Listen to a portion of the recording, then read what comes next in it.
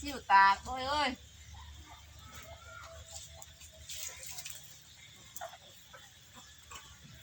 โอ้ยังไงนี่ล่างลูกชาย ต่างลูกชาย4 คนลูกชายเนาะได้เจ้าลูกชายเจ้าพี่4 คนเนาะ4 คนบัดว่า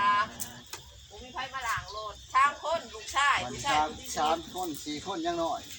วันนี้ผู้ที่หาเนาะอีกเนาะล่างลูกผู้ที่หาคือว่าหักขนาดเนาะคือว่าหักลูกชายอันนี้พี่น้องตัวมาใจใส่การดูแลนี่อันนี้ถ้าปราบคนลอยพี่น้องน้องพวกไม่ได้ใส่หักแต่ว่าลูกซื้อรถมาแล้วลูกยังบ่เห็นฉะนั้นแม่มาสู่อีกโอ้สบายดีพี่น้องทุกคนเนาะพอดีมาเบิ่งอาจารย์เพิ่นล้างรถเนาะพี่น้องนี่อาจารย์นาดีเพิ่นอนามัยรถจะล้างรถค้างนั่นค้างนี่เนาะที่ชาร์จน้ำใช่รถอ๋อมันมืดตีติดมันมืดตีหลังก่อนบ่หลังก่อนอันนั้นซื้อน้ำยาคือวันนั้นไปซื้ออันนี้รถอันนี้ออกใหม่นะพี่น้องไปซื้อน้ำยาคือว่ารถคันนี้มันล่าอยู่เมืองสนามสมบูรณ์เราคือว่าราคาถูกรถพี่น้อง40 ไปล้าน41 ล้านคือว่าทอก่อน10 ล้านถ้าหากพี่น้องเฮาผู้ใดสนใจอยากได้รถไปหับใส่ในครอบครัวหรือว่าอยากได้รถไปขี่ไปเที่ยวไปการไปงานคือว่าราคาเนี่ยแพงรถคันนี้คือว่า41 ล้านนี่นะบ่เห็นออกนี่ย่างอีสังบ่อันนั้นสติ๊กมันน่าย่างมันเจ้าเห็ดเอาไปบ่อันนั้นย่างปลาสติ๊กมันอันนั้นเด้มันตีนากาก่อนตะกี้คือบ่มีตัวรถออกใหม่พี่น้องยี่ห้อนี้เป็นยี่ห้อเว็บไอแต่ว่ามาแต่งเป็นเว็บไทยแต่ว่าโชมนี่เนี่ยจะเป็นโชมเว็บไออันนี้เป็นสภาพคนลอยผมอนามัยรถเนาะ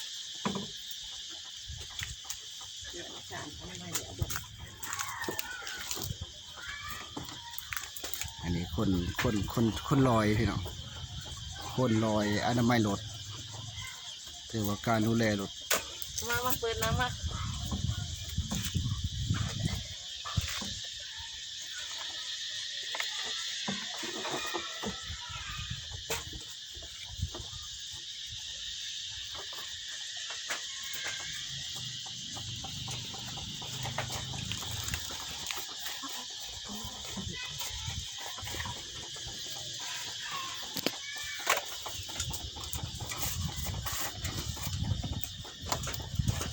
เดี๋ยวน้ำมาเขาเอ้ยมาสิเนี่ยเอาหยักมันออกนี่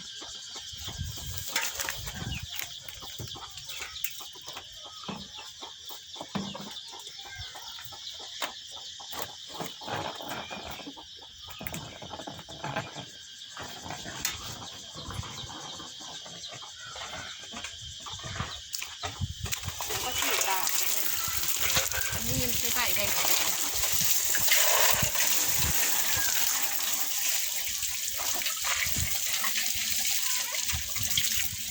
อันนี้สบายดีพี่น้องเนาะเพราะว่าทั้ง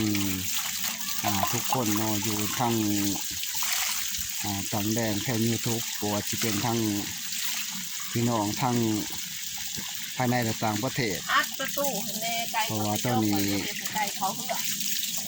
อาการคนลอยนี่ก็ถือว่าดีพี่น้องก็ดีขึ้นไปเรื่อยๆถือว่าเราก็สามารถล้างรถได้ถือว่าการดูแลรักษาถือว่าเราก็ดีขึ้นขาดว่าปีนี้ได้ไปเชื่อมต่อเป็นปีที่2คันอาการแบบนี้คือสิไปได้นะ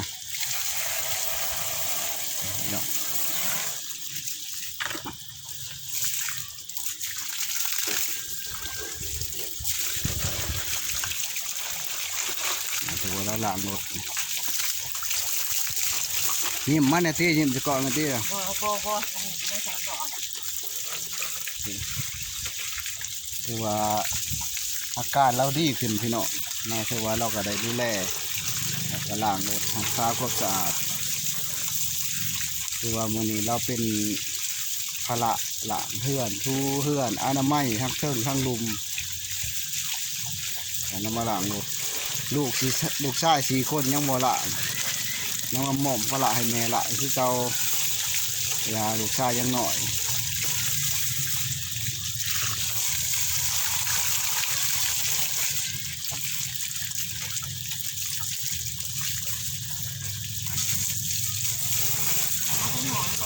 นั่นแหละ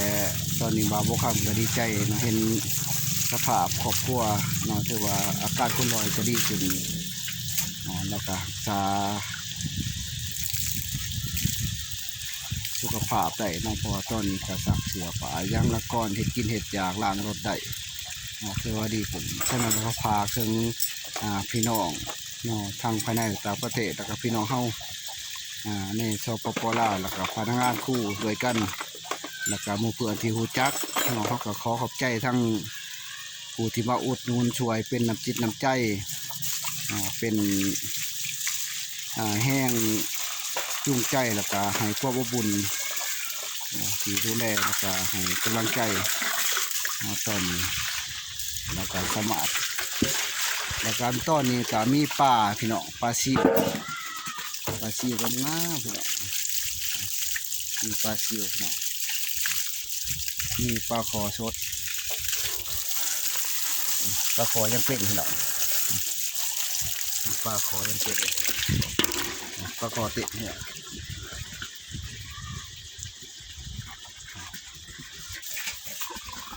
ตอนนี้เนาะ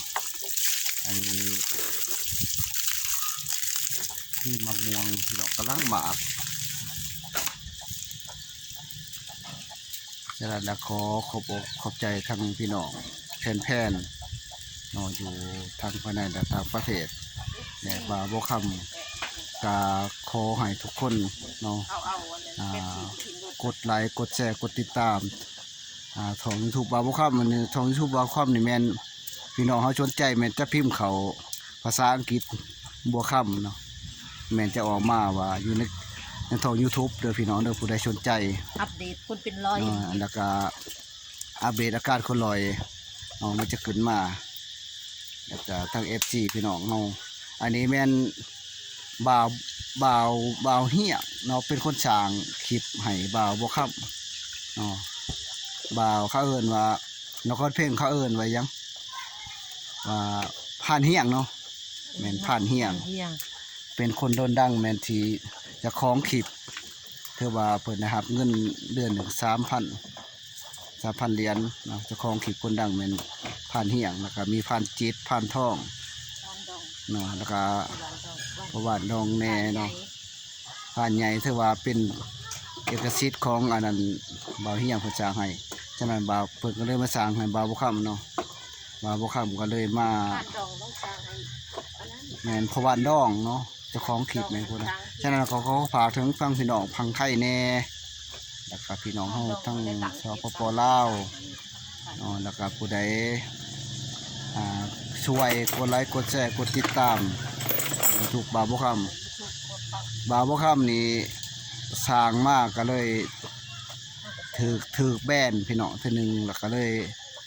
เจ้าของคลิปบ่าวผ่านเฮียงเนาะคืนก็เลยมาเบิ่งอีกให้สืบต่อฉะนั้นแล้วก็ขอฝากให้พี่น้องเฮาทุกคนผู้ใดอยากมาหลินมาเที่ยวผู้ใดอยากมาหลินน้ำบ่าวบ่คำเนาะแม่นอยู่บ้านปงมันคงคิดโดนแข่งชลวันพี่น้องเนาะอันนี้ยินดีต้อนรับเด้อพี่น้องเด้อนี่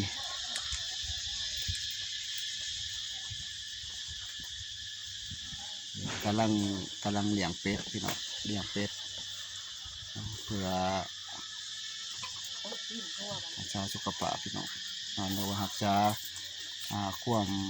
อยู่รอดเนาะถ้าว่าเฮาอยากบ่ได้เฮาก็บ่ได้กินได้เลี้ยงเป็ดพร้อม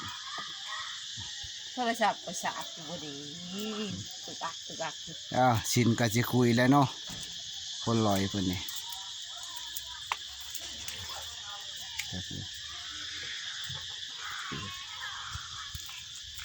สบายดีพี่ดอกที่เรียนจากของ